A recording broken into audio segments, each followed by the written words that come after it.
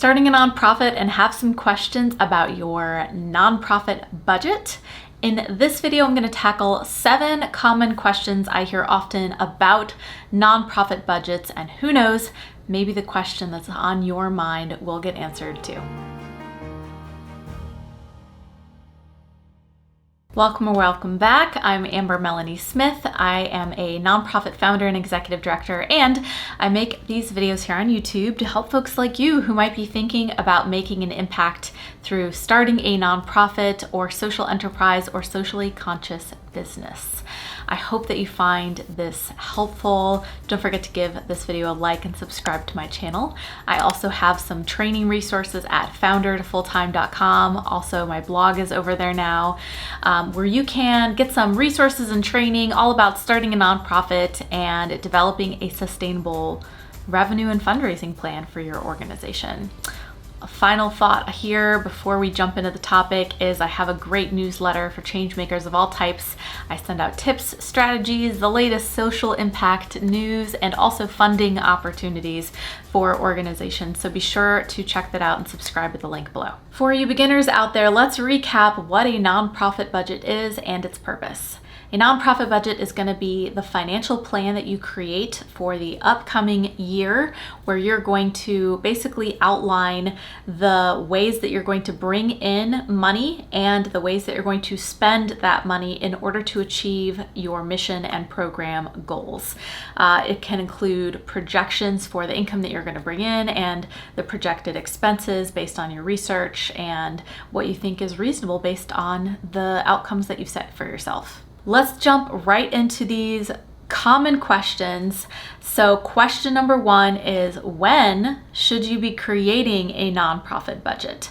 I've heard from lots of folks who have done their budget at various stages. Some have done it before they filed for their nonprofit paperwork. Some have done it afterward, but you really need to be doing it when you're first starting out before you file your paperwork at all. And there's a couple reasons for that.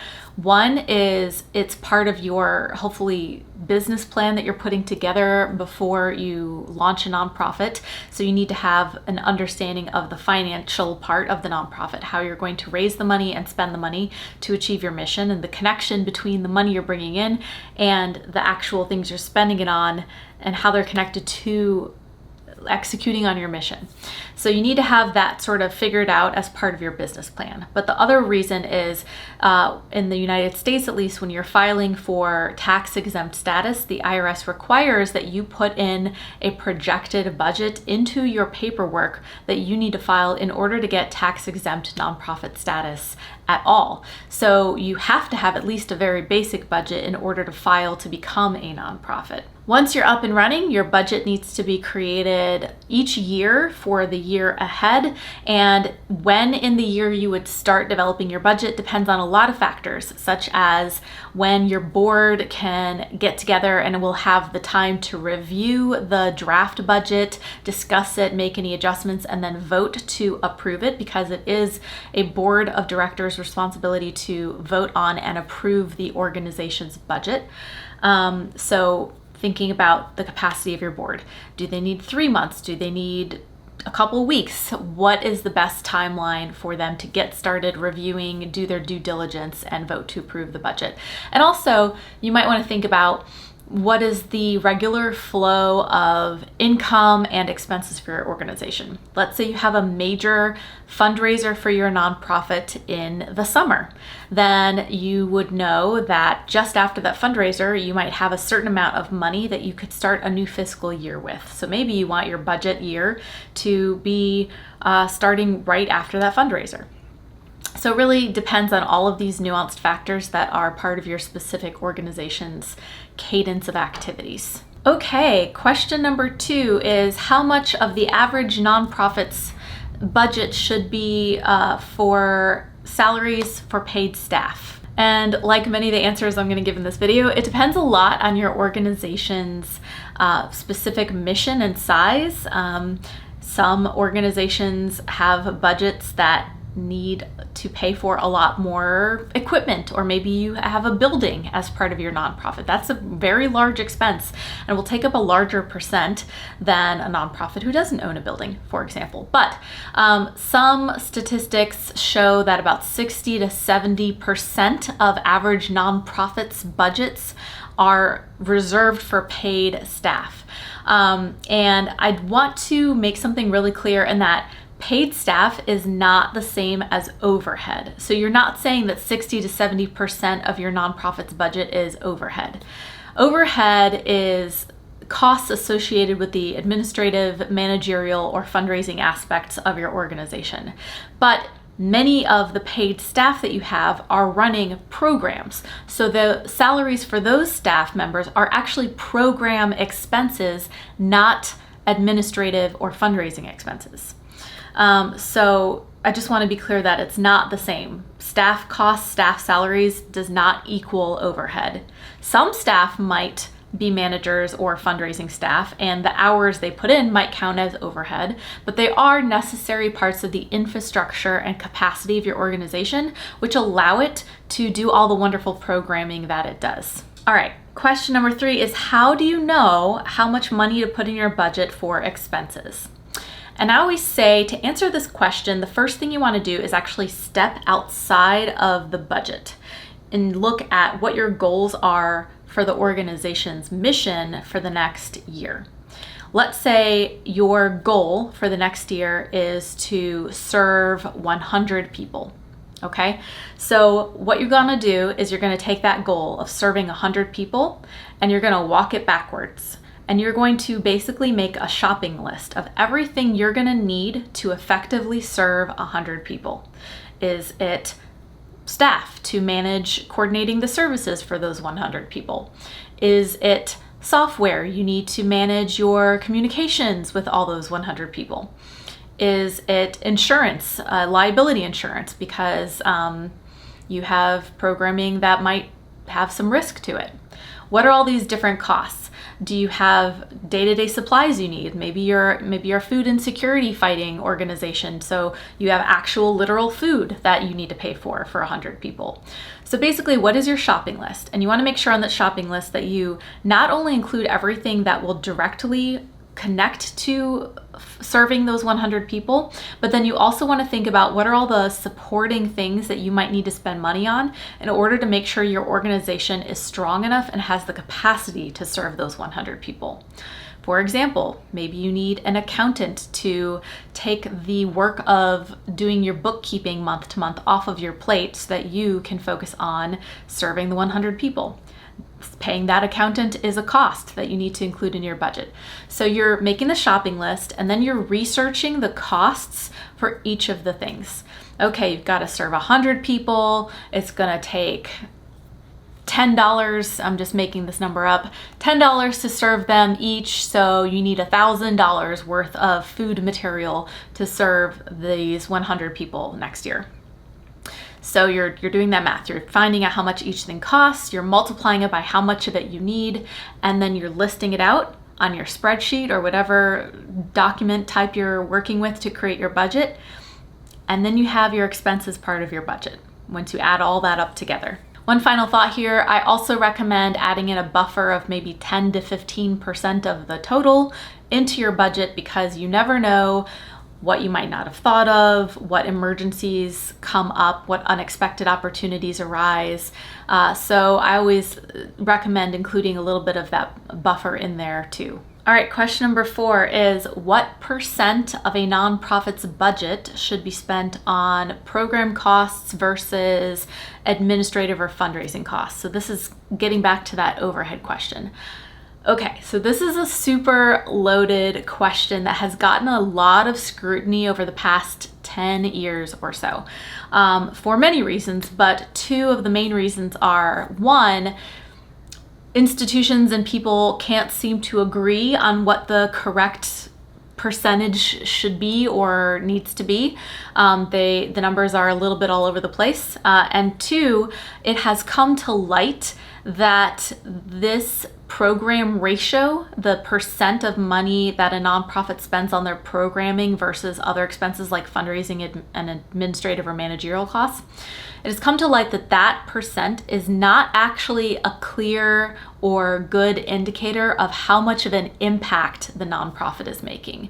And since as donors or the general public, what we mostly care about is how big of an impact is the nonprofit making, looking to that ratio as the answer has proven to be ineffective.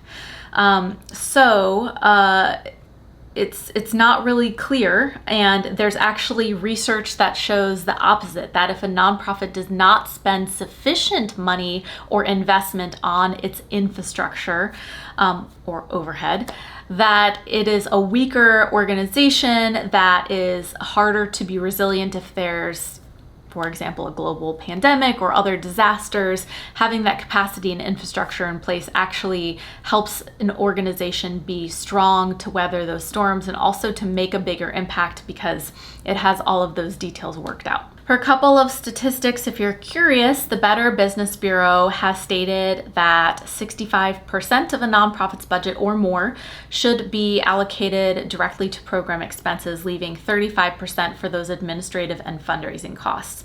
And some state organizations have said that fundraising costs should not exceed more than 10 to 15% of the total budget. So another way to think about that would be an organization spends no more than 15 cents to raise $1. But again, I just want to reiterate, those numbers should really be considered with care because different organizations are going to need different levels of investment in their infrastructure at different phases of their growth.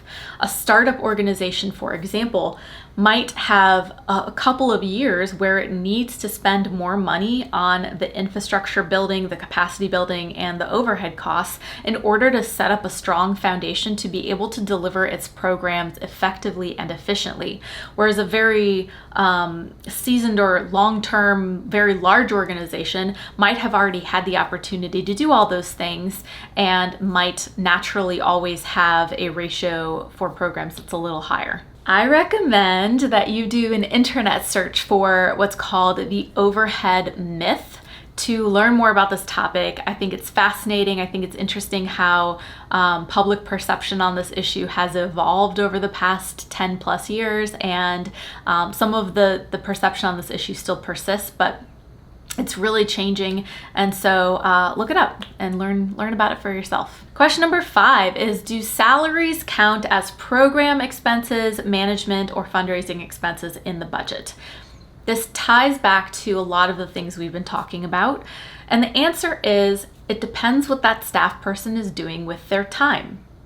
If you have an executive director and they're spending half their time on programs and 25% of their time on fundraising and 25% of their time on managing the rest of the team, then that percentage breakdown is how you would also show their salary in the budget. 50% of their salary is program expenses because they're spending 50% of their time on program expenses. So I hope that makes sense. There's a misconception that all paid staff at nonprofits just equals overhead, but as we've talked about here, that is not the case. What matters is how the staff is spending their time. Question number 6, how big are the budgets of most nonprofits? So if you're curious how your organization compares or where you might fall once you've grown a bit, if you're looking at data for organizations in the United States based on IRS data, most nonprofits, around 60% of nonprofits, have budgets of $250,000 per year or less. And when you're talking about the range higher than that, so $500,000 per year or less, you're talking about 88% of nonprofits. So the vast majority of nonprofits are smaller organizations that are based in a city or based in a community and have these much smaller budgets. There are, of course, organizations with multi-million-dollar budgets, but as the statistics show, they are not the most common. The more you know. All right, question number 7. This is our final question about nonprofit budgets today, and that is, what are some common mistakes that you might be prone to making when creating a nonprofit budget? And the top mistake I would say is not getting your estimates right. So that might mean overestimating how much money you're going to bring in, your revenue, and underestimating your expenses. So it's really, really important to get that research right. And again, like I said before, adding that buffer of 10 to 15% to account for perhaps some of this research and inflation and unexpected costs and stuff like that. So making sure that you really have a true accounting of the costs it takes to execute on your mission effectively is very important. All right, did I answer the question that was in your mind about nonprofit budgets? Because I know you think about these all the time. Let me know in the comments, or if I didn't, let me know what questions you had that I didn't get to in the comments below. As I mentioned before, if you're looking for some support and training on starting a nonprofit, including making a budget and developing your sustainable fundraising plan, check out my website at foundertofulltime.com, or you can see those trainings, and my new blog is up there too. My newsletter for changemakers, you can subscribe to that at the link below. Once again, I send out tips and strategies and funding opportunities through that newsletter on a regular basis. And finally, I have an online community called Change the World or Bust on Facebook. So you can go check that out and join thousands of folks from around the world having great conversations about how we're making an impact and helping each other along the way. So I hope you can join us there. Once again, I'm Amber Melanie Smith, and I'll see you next time. Bye.